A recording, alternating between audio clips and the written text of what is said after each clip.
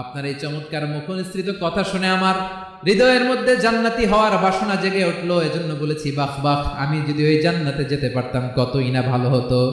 উমাইরের কথা শুনে বিশ্বনবী বললেন, ঠিক আছে উমাইর, জান্নাতে ঢোকার জন্যই, জান্নাতের অধিবাসী হওয়ার জন্য যেহেতু তোমার এত আকাঙ্ক্ষা, আমি বলে দিলাম আনতা মিন আহলিহা, তুমি আল্লাহর ওই জান্নাতের অধিবাসী হবা। যাও উমাইর, তুমি ওই জান্নাতের অধিবাসী, ওই জান্নাতে তুমি ঢুকবা, তুমি জান্নাতি। তার মানে সহজ কথায় তুমি জান্নাতি। সুবহানাল্লাহ বলেন। যখনই বিশ্বনবী বললেন জান্নাতি, সাইয়েদনা উমর রাদিয়াল্লাহু তাআলা আনহু খেজুর খাচ্ছিলেন আর মনে মনে ভাবে, বিশ্বনবী যখন ওয়ারেন্টি দিয়েছে, বিশ্বনবী যখন গ্যারান্টি দিয়েছে আমি জান্নাতে যাব, তাহলে হাতে তো এখনো 3টা খেজুর বাকি। এই 3টা খেজুর যদি খাই তাহলে জান্নাতে ঢুকতে দেরি হয়ে যাবে। সুবহানাল্লাহ পড়েন। হাতে কয়টা খেজুর? 3টা খেজুর। বিশ্বনবী বললেন, উমাইর আনতা মিন আহলিহা, তুমি ওই জান্নাতের অধিবাসী, তুমি জান্নাতি। উমাইর চিন্তা করলেন, আমি জান্নাতি, নবীর মুখ দিয়ে যখন বেরোইছে ওই জান্নাতে তো আমার ঢুকতেই হবে, কিন্তু হাতে 3টা খেজুর খেয়ে যদি জিহাদের ময়দানে যায় তাহলে জান্নাতে যেতে তো দেরি হয়ে যাবে। এই চিন্তা আসা মাত্রই খেজুর 3টাকে তিনি ছুঁড়ে মারলেন, তলোয়ার বের করে আল্লাহু আকবার বলে বদরের ময়দানে ঝাঁপিয়ে পড়লেন। আল্লাহর শত্রুদেরকে কচুকাটা করে এক পর্যায়ে শাহাদাতের সুধা পেয়ে নিজেও জান্নাতি হয়ে গেলেন। পড়েন সুবহানাল্লাহ।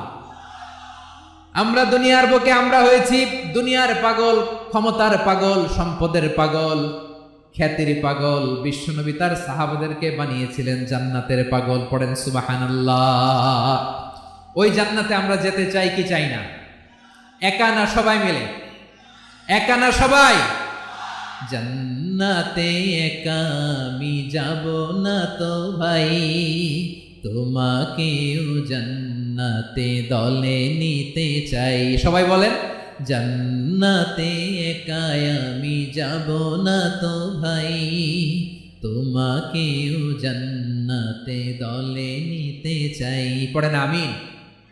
সিলেটের এই ঐতিহাসিক এমসি কলেজ ময়দানে আজ রাতে এই চমৎকার রজনীতে আমরা যেমনি একত্রিত হলাম, আল্লাহর জান্নাতুল ফেরদাউসের জন্য আমরা একত্রিত হতে পারি। আল্লাহ তুমি কবুল করো। সবাই আওয়াজ করে পড়েন আমিন।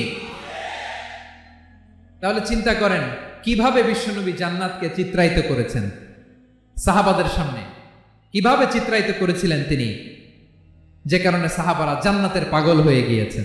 আমরা যদি দেখি the way the prophet Muhammad portrait জান্নাত, কিভাবে তিনি পোর্ট্রে করেছেন জান্নাতের যে সৌন্দর্য, কিভাবে তিনি সাহাবাদের সামনে তুলে ধরেছেন। বিশ্বনবী আল্লাহর কোরআন থেকে আমাদেরকে জানান, আল্লাহর জান্নাতের সুসংবাদ দানকারী করে যে আল্লাহ আমাকে পাঠালেন, তোমরা কি জানো আল্লাহর জান্নাত কত সুন্দর?